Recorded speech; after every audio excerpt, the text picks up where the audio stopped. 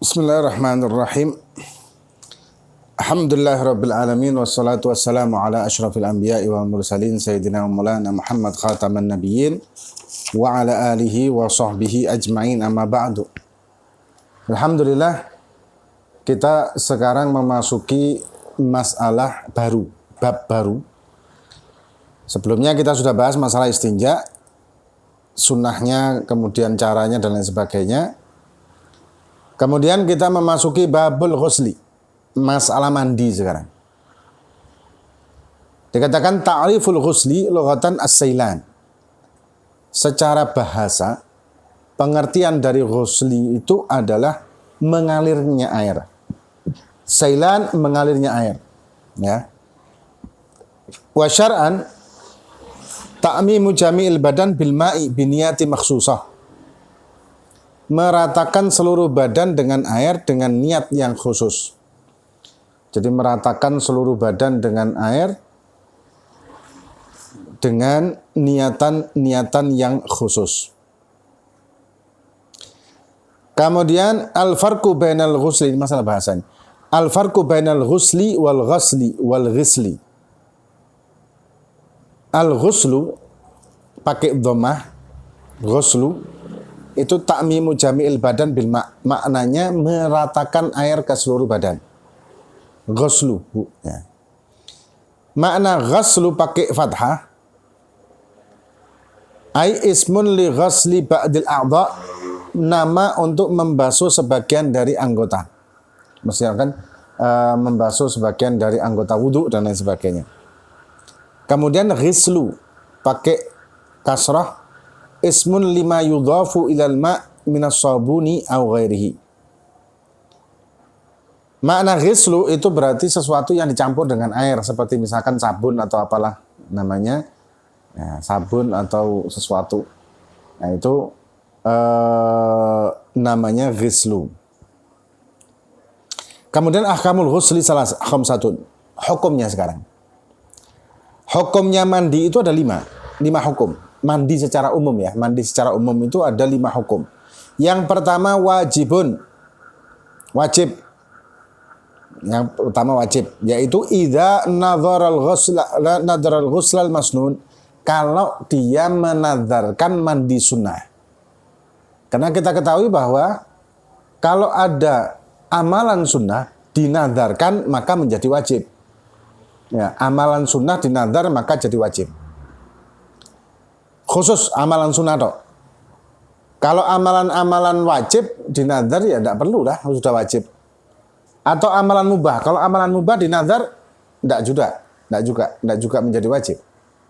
Apalagi makruh lebih haram dinadhar ya jadi tidak jadi. Kemudian wa fi halati sitta minha khurujul mani. Dan juga di masalah 6 perkara yang akan kita bahas setelahnya. Antara lain keluarnya mani. Kemudian yang kedua, hukum mandi yang kedua adalah mandub atau sunnah. Kaghusli Jum'atin wal Idain. Seperti mandi Jumat dan juga mandi Idul Adha, Idul Fitri. Dan mandi sunnah ini banyak. Nah, mandi sunnah ini sangat banyak. Mandi sunnah. Banyak itu mandi sunnah itu. Ada mandi malam Ramadan. Setiap malam Ramadan dan waktunya ba'dal maghrib sampai sebelum fajar. Itu sunnah kita mandi dengan niat mandi sunnah Ramadan. Ada juga mandi ketika kita mau taklim. Itu sunnah juga kalau diniati. Terus kemudian mandi membaca Quran. Mandi mau sholat. Itu juga termasuk sunnah kalau diniati. Atau mandi ketika kita mau berkumpul sama orang, misalkan mau ke majelis atau apa, kita terus mandi dengan niatan sunnah. Walhasil mandi sunnah ini banyak banget, mandi sunnah. Sangat banyak mandi sunnah itu. Dan mandi sunnah bisa digabung dengan mandi yang lain. Misalkan mandi sunnah digabung dengan mandi wajib, boleh. Ya, mandi junub digabung dengan mandi malam Ramadan, boleh. Atau mandi Jumat digabung dengan junub, boleh. Walhasil mandi sunnah boleh digabung dengan yang lain atau antar sunnah. Jadi mandi sunnah Jumat plus sunnah tobat misalkan ya, dan lain-lain campur jadi satu, boleh dengan satu kali mandi. Nah kalau mandi sunnah, air sisa mandi tersebut tidak mustakmal. Beda deh kalau mandinya mandi wajib. Kalau mandi wajib mustakmal. Kalau mandi wajib. Kemudian mubah. Hukum yang ketiga adalah mubah. Mubah idza kana litabarrud au at-tanadzufi biduni niyatin shalihah. Mubah kalau misalkan ya untuk seger-segeran atau untuk ya membersihkan badan, rutinitas mandi pagi sore, itu hukumnya adalah mubah, kecuali dengan mandinya tadi dia berniat ibadah. Kalau dia dengan mandinya tersebut berniat ibadah, maka dia akan mendapatkan pahala. Jadi mandi niat ibadah.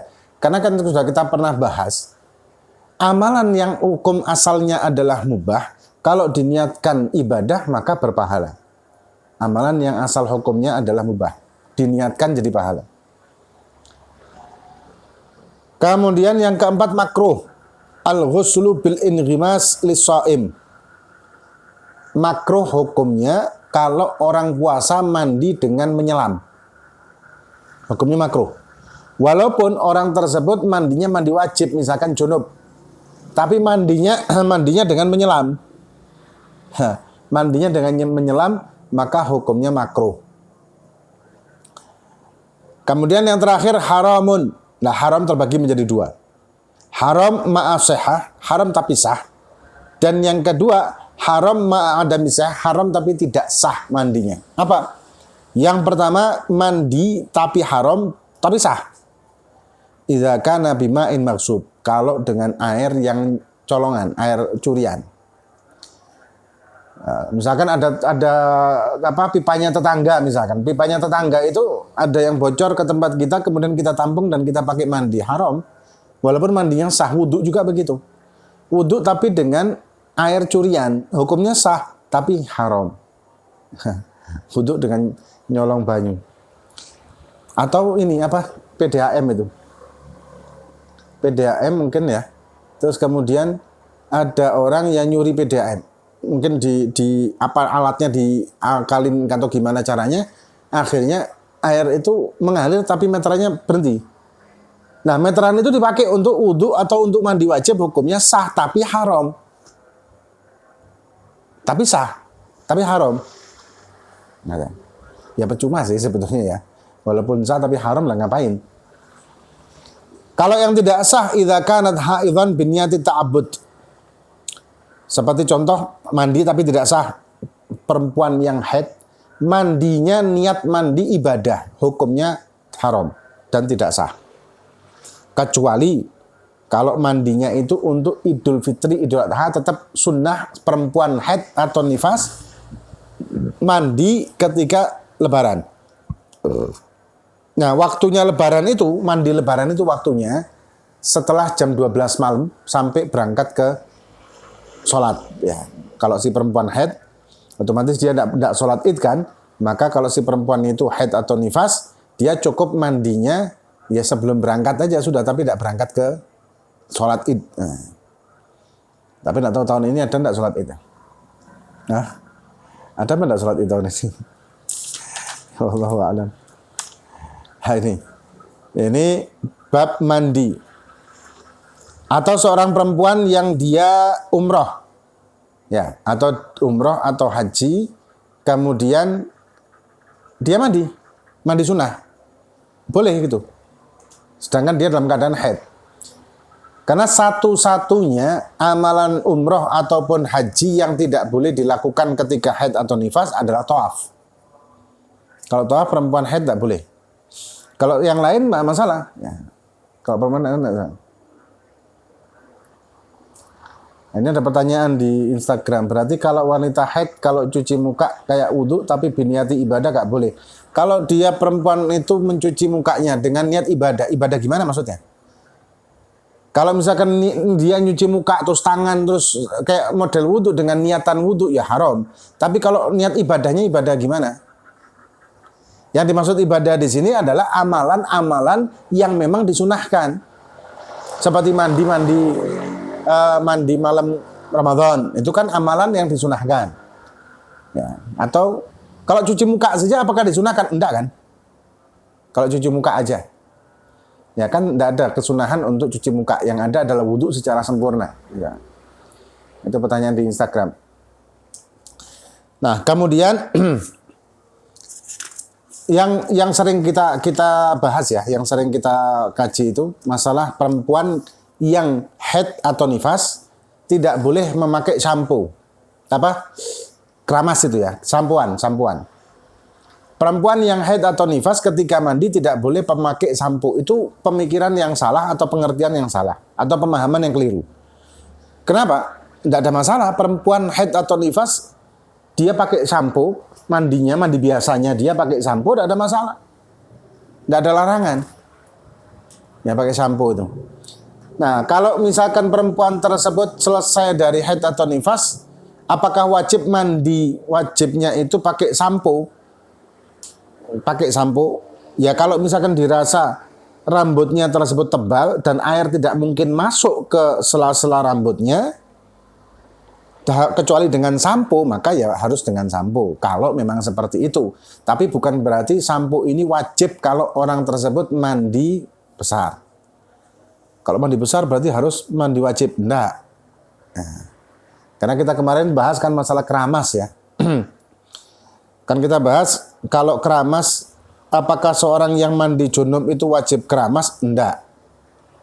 Tapi ada yang nanya begini, kebanyakan kan orang-orang pengertiannya keramas itu berarti mencuci rambutnya, walaupun bukan dengan sampo. Nah itu berarti mungkin pemahamannya keliru. Yang saya maksud keramas, yang Anda maksud keramas itu ya pakai sampo. Atau sabun. Atau rinso mungkin. Deterjen. Tapi kalau misalkan dia itu membasuh rambutnya dan kulit rambutnya ketika mandi wajib, itu hukumnya adalah wajib. Karena meratakan air ke seluruh tubuh. Ya kan, meratakan air ke seluruh tubuh hukumnya wajib. Mau pakai sampo atau tidak, pokoknya harus rata. Kecuali kalau dia tidak yakin, kecuali harus pakai sampo, baru bisa rata di rambut yang tebal, maka ya wajib memang. Tapi kalau tidak, ya tidak perlu pakai sampo. Pokoknya basahi rambutnya, basahi kulit tempat tumbuhnya rambut di kepala, maka hukumnya adalah sah. Nah, ini sedikit banyak tentang masalah mandi bagian pertama. Ya, masalah mandi bagian pertama, insya Allah besok kita akan membahas tentang masalah kewajiban mandi. Apa saja yang mewajibkan seseorang itu mandi.